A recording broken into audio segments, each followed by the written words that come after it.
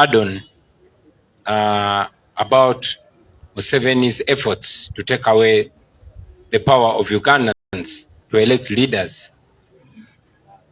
It is not the first time that Museveni was rigging elections. All of you saw him rig the 2016 election, which many Ugandans, including myself, are convinced that Museveni was defeated. And our reason for taking up the mantle was because we saw the need to defeat Museveni unequivocally, unquestionably, which we did. And that's why you saw unprecedented levels of brutality and violence.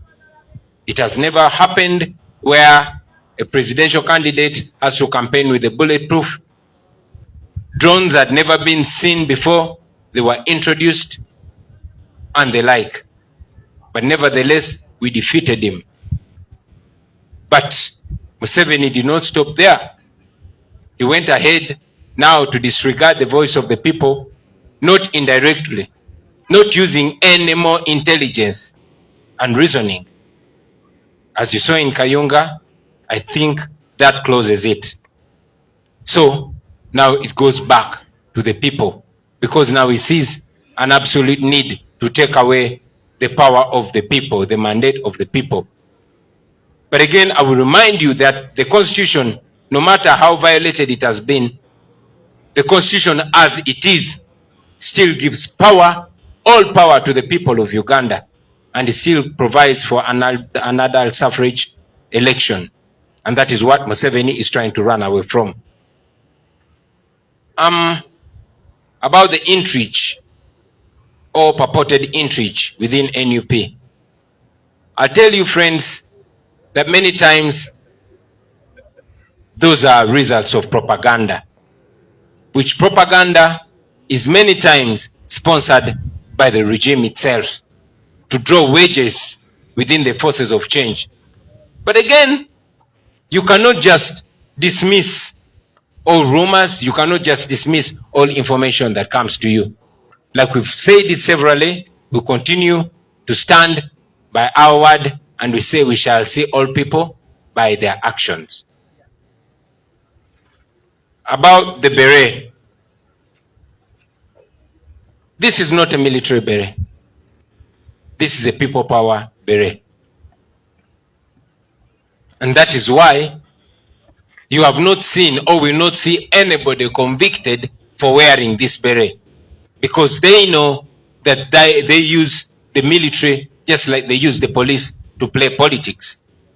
But again, I will tell you, friends, that while they are arresting people for wearing this people power beret, recently all of you saw Andrew Mwenda wearing a full military uniform, walking into a fighter plane with fully uniformed soldiers. And all of you must have seen a statement by the army spokesperson, Brigadier Flavia Byekwaso, who said that Andrew Mwenda will apparently be investigated. But a short while later, Museveni's son, just like Gaddafi's son used to behave, just like Saddam's sons used to behave, he came out and closed all the investigation with a mere tweet. He said it's okay. While the same person one time tweeted and said this beret belongs to them. While the same person has been spearheading abductions under the pretext that they are putting on army uniform, that are having military stores. While many Ugandans, even those that did not put on the beret, were abducted, tortured in military cells, and forced to put on this beret, which is not a crime, and their pictures taken. Andrew Mwenda's case was closed by a mere tweet from Museveni's son, literally saying, I am the state and the state is me. And I can guarantee you, you will not hear the military spokesperson saying anything more about it. You will not hear the DPP say anything more about it. That is what happens when the nation has been captured by one dictatorial family.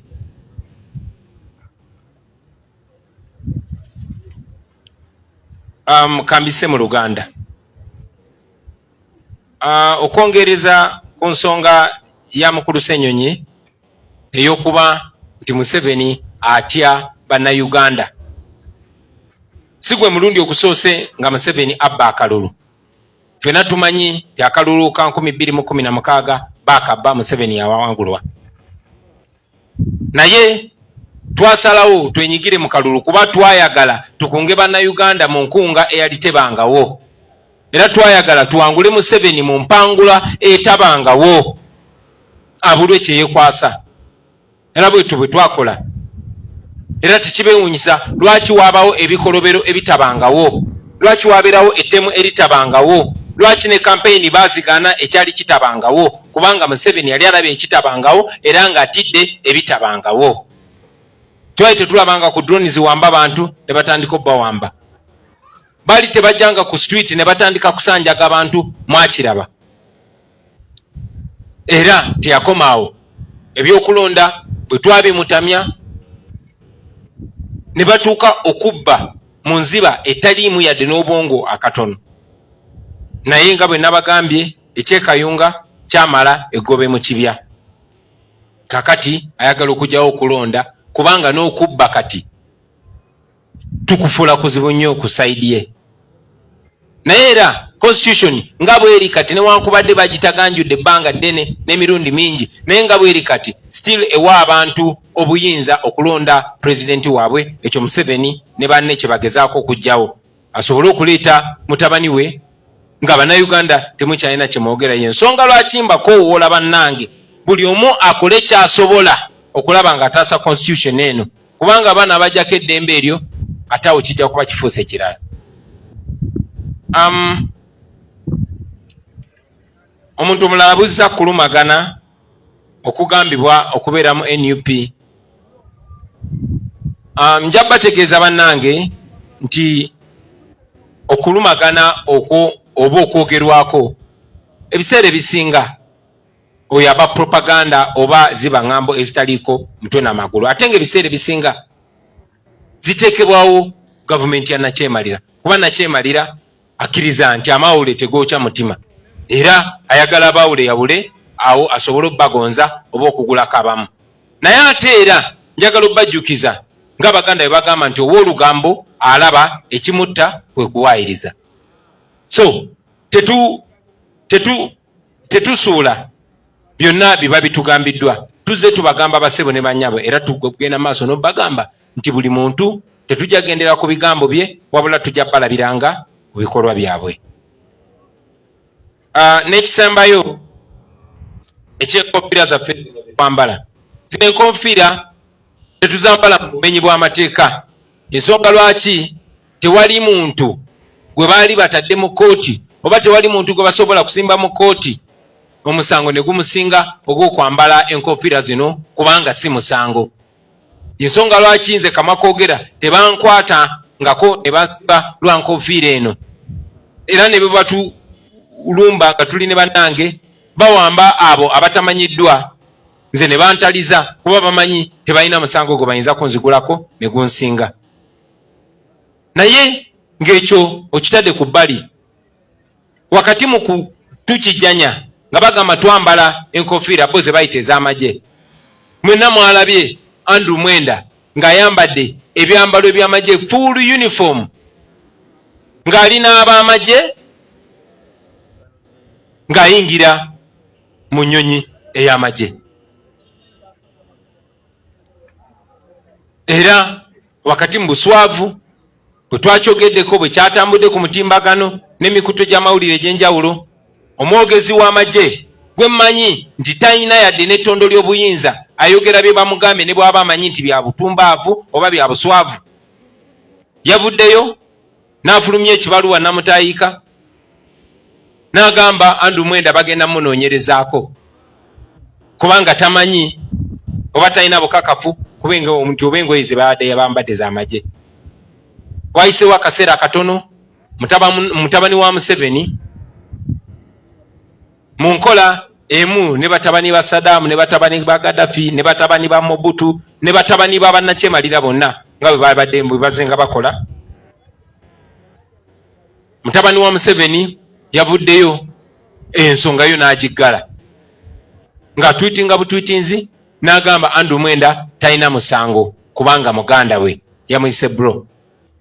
Tekibajjukiza ti Andrew Mwenda kubanga muganda wa Kayanja Muhanga era kubanga alina oluganda ku Muhoozi ye Munnayuganda wa njawulo.